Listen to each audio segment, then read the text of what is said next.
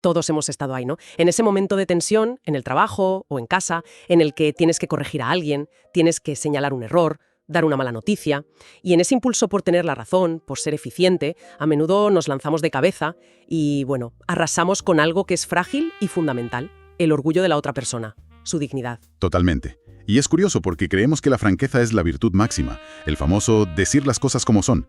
Pero el análisis de hoy, extraído de un texto sobre relaciones humanas, nos propone una idea mucho más inteligente y a la larga más efectiva. A ver. El concepto clave es: permite que la otra persona salve su prestigio.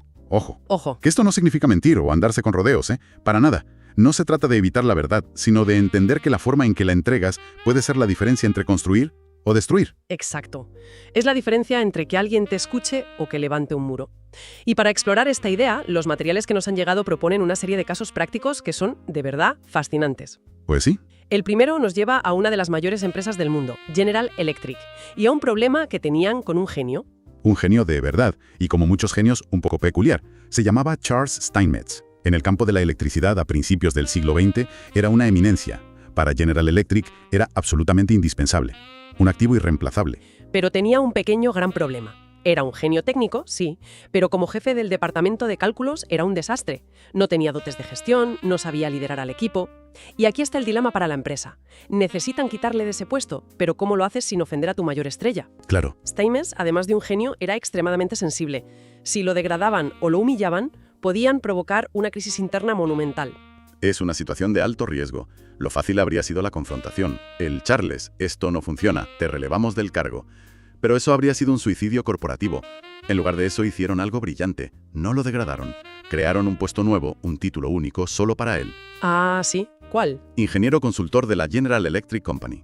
Espera. Eso es mucho más sutil de lo que parece a primera vista. No le dieron un premio de consolación. Le dieron un título que en realidad describía perfectamente lo que él ya hacía de forma excepcional. Justo ahí está la clave. Ser el cerebro técnico de la compañía. Básicamente, oficializaron su genialidad. Exacto. Le quitaron la responsabilidad que no sabía manejar, la de la gestión, y se la dieron a otra persona de forma discreta. Pero a él públicamente lo elevaron. Le dijeron: eres tan importante que tu trabajo no es gestionar papeles, es pensar. Eres nuestro consultor estrella. Vaya. Y, por supuesto, Steinmetz se sintió tremendamente honrado. No solo no hubo conflicto, sino que su lealtad y su productividad seguramente se dispararon. Es que lo cambia todo. La empresa resolvió su problema operativo. Y él no solo no perdió prestigio, sino que lo ganó. Y todo porque alguien en un despacho se paró a pensar durante 10 minutos en los sentimientos de esta persona. En lugar de la vía rápida del conflicto, eligieron la de la empatía. Y me pregunto cuántos conflictos, pequeños y grandes, nos ahorraríamos si hiciéramos esa pausa más a menudo. Es que tendemos a pensar que la consideración es una pérdida de tiempo, cuando en realidad es una inversión. Y eso me lleva a pensar en situaciones donde no tratamos con un genio irreemplazable, sino con algo mucho más común y doloroso. ¿Cómo qué? Como tener que despedir a alguien. Uf, sí. Una de las tareas más ingratas que existen. El material que analizamos nos trae la experiencia de un contable, un tal Marshall Angranger, que básicamente hizo como un experimento A/B sobre cómo despedir a la gente. Primero, nos cuenta el método tradicional, el de toda la vida. El que todos hemos visto en las películas o, por desgracia, vivido. Es el enfoque frío, casi burocrático. La conversación que describe es algo como: siéntate, se ha acabado la temporada y ya no tenemos más trabajo para ti. Y ya está. Ya sabías que esto era temporal. Fin de la conversación. Es un monólogo centrado al 100% en la necesidad de la empresa. La persona que tienes delante es simplemente un recurso que ya no se necesita. Y el resultado, como describe Granger, era tóxico. La gente se iba sintiendo, y la cita es literal, dejada en la estacada. Se sentían usados y desechados. Y claro, no guardaban ningún tipo de afecto por la empresa. Habían quemado el puente por completo. Totalmente. Porque ese enfoque ataca directamente el orgullo profesional de la persona. Le estás diciendo: tu trabajo aquí ha terminado, ya no nos sirves. Es deshumanizante.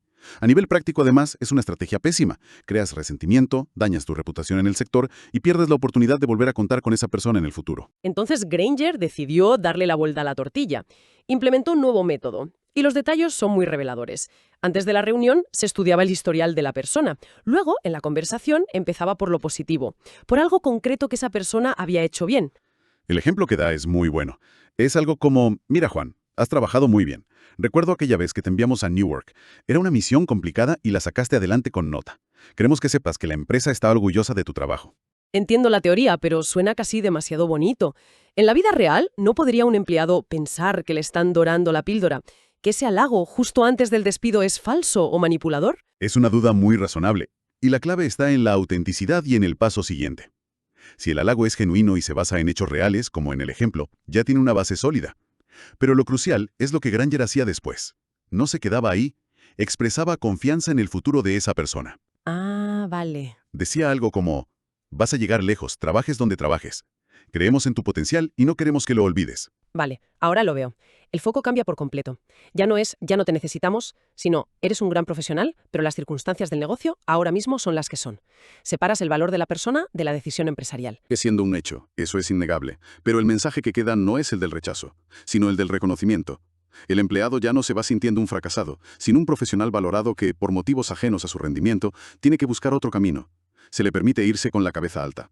Y eso lo cambia todo. La prueba de fuego es lo que pasó después. Granger cuenta que cuando volvían a necesitar gente para la siguiente temporada, esas mismas personas volvían con gran afecto personal.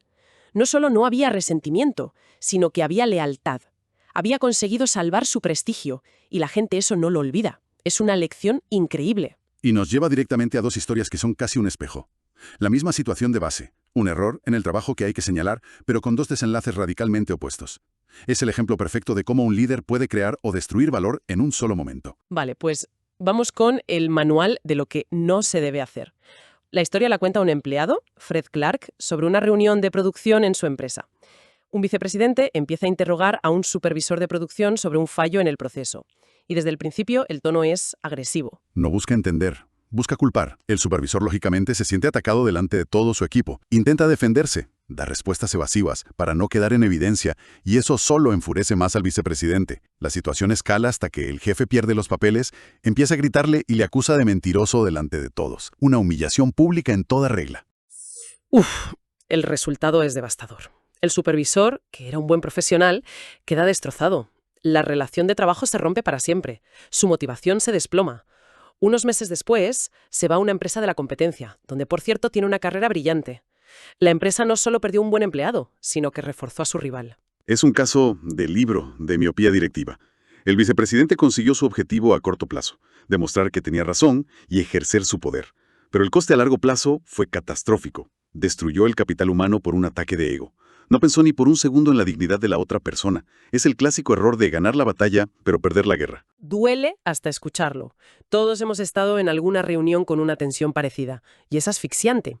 Se nota cómo la energía y la creatividad de la sala se evaporan por completo.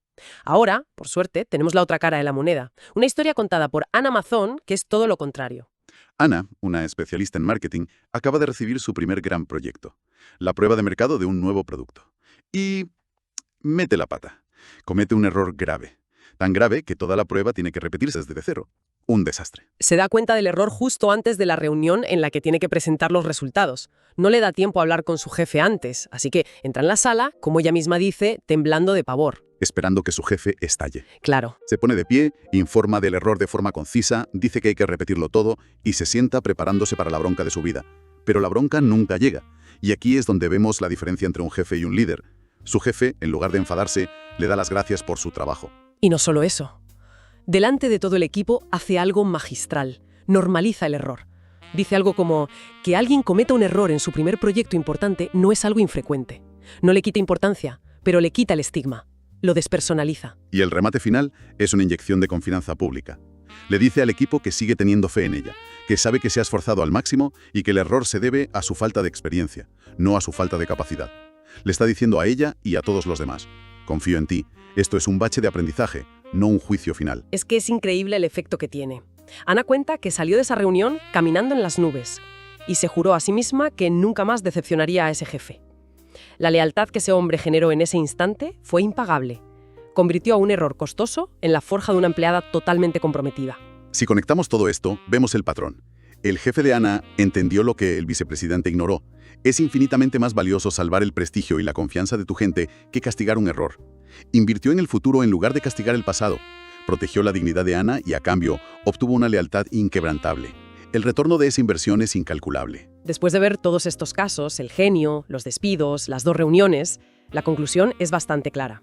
Incluso si tienes toda la razón del mundo y la otra persona está completamente equivocada, si la acorralas, si la humillas, el resultado siempre es destructivo. Pierdes tú, Pierde ella y pierde la relación. El texto que estamos analizando lo eleva a una dimensión casi filosófica, citando a Antoine de Saint-Exupéry, el autor de El Principito. Y la cita es tan potente que creo que merece la pena escucharla con atención. Dice: «No tengo derecho a decir o hacer nada que disminuya a un hombre ante sí mismo. Vaya. Lo que importa no es lo que yo pienso de él, sino lo que él piensa de sí mismo. Herir a un hombre en su dignidad es un crimen». Un crimen. Es una palabra durísima. Lo es, y creo que la usa a propósito, porque saca este principio del manual de cómo ser un buen jefe y lo coloca en el terreno de la ética fundamental. Lo que está diciendo es que pisotear la autoestima de alguien, su sentido de la valía, no es solo una mala estrategia, es una transgresión moral. Visto así, tiene todo el sentido del mundo, y por eso la regla final que propone el texto es tan simple y tan directa. Es el resumen de todo lo que hemos hablado. Regla 5. Permita que la otra persona salve su propio prestigio. Es una regla de oro para cualquier interacción humana en realidad. Ser considerado con la dignidad del otro no es una señal de debilidad, sino todo lo contrario. Es una demostración de inteligencia emocional y de una fuerza tranquila y segura. Es pragmatismo puro. Construye puentes, genera lealtad y evita conflictos innecesarios. Totalmente. Es la diferencia entre crear un enemigo resentido o cultivar un aliado leal. Y todo se reduce a esa pequeña pausa antes de hablar, a esa decisión consciente de cuidar el orgullo del otro tanto como el nuestro. Y me quedo pensando en algo. La mayoría de estos ejemplos ocurren en dinámicas de poder asimétricas. La empresa y el genio, el jefe y el empleado. Y esto plantea una pregunta interesante para reflexionar. ¿Cómo aplicamos este principio entre iguales? Con tu pareja, con un amigo, con un socio con el que tienes el mismo poder. Cuando no hay una jerarquía que te frene, se vuelve aún más importante, o quizá mucho más difícil, permitir que el otro salve su prestigio en mitad de una discusión acalorada.